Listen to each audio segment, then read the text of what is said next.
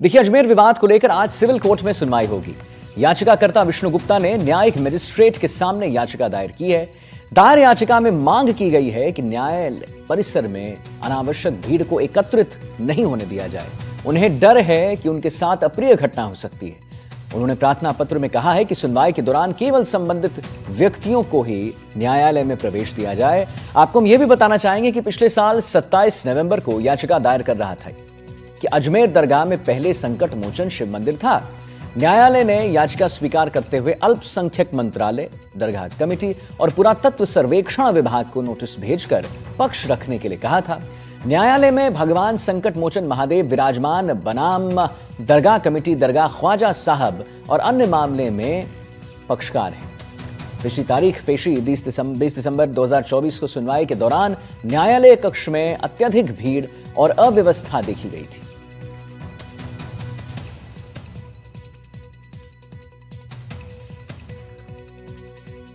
तो आपको एक बार हम पुनः बता दें, अप्रिय घटना हो सकती है, ये याची कह रहे हैं।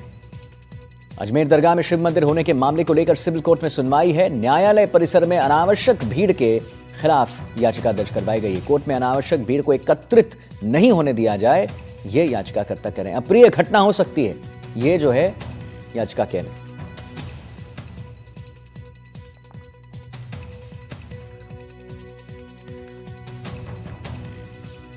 तो अजमेर विवाद को लेकर आज सिविल कोर्ट में सुनवाई होगी। याचिकाकर्ता विष्णु गुप्ता ने न्यायिक मजिस्ट्रेट के सामने याचिका दायर की है। दायर याचिका में मांग की गई है कि न्यायालय परिसर में अनावश्यक भीड़ को एकत्रित नहीं होने दिया जाए।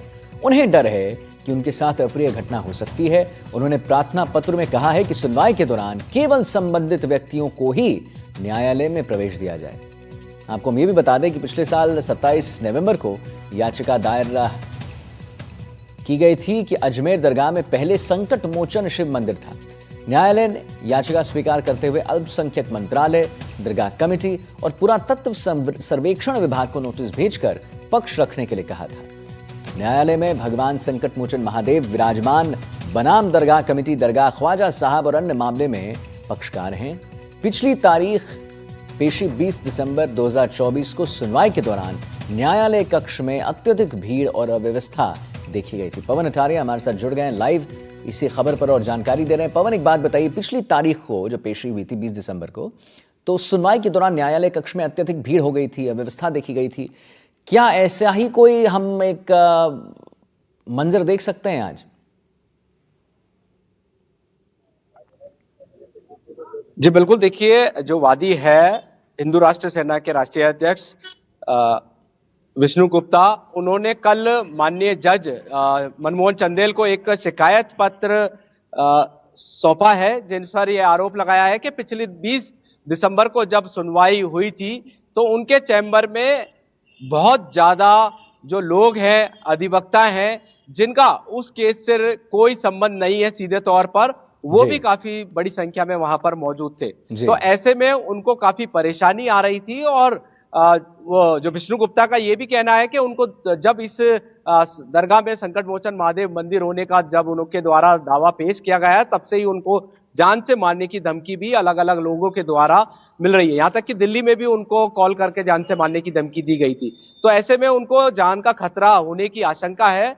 इस बार इस बात को लेकर उन्होंने मनमोहन चंदेल जज साहब को एक शिकायत पत्र सौंपा है, जिसमें कहा है कि इस केस से रिलेटेड ही व्यक्तियों को कोर्ट परिसर और उनके चैम्बर में उपस्थित होने दिया जाए और जो लोग इस केस से जुड़े हुए नहीं हैं उनको चैम्बर से बाहर रखा जाए। साथ के साथ आज ख्वाजा गरीब नवाज की दरगाह में जो सालाना उर्स 813वां, उसमें प्रधानमंत्री नरेंद्र मोदी द्वारा जो चादर पेश की गई थी उस पर भी सुनवाई होनी है।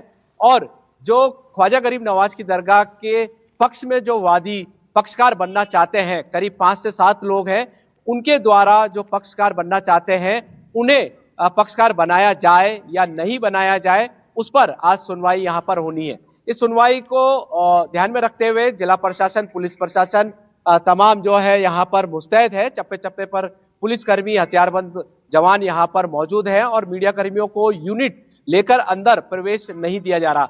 तो कहने का मतलब, जो सुनवाई के दौरान कानून व्यवस्था यहाँ पर चाक चौबंद है और किसी प्रकार की कोई व्यवस्था में कोई दिक्कत ना आए, इसको लेकर चप्पे चप्पे पर पुलिसकर्मी तैनात है। मुख्य जो न्यायालय है उसके हर एक गेट पर भी पुलिस का जाब्ता भारी तैनात है। अभी कुछ देर पहले जो पक्षकार बनना चाहते हैं वो यहाँ पर पहुंचे हैं और उनका कहना है कि वह अपनी बात यहाँ पर पुरजोर तरीके से रखेंगे। यहाँ पर देखिए जो पक्षकार बनना चाहते हैं उनके दरगाह की तरफ से उनसे हम बात कर लेते हैं।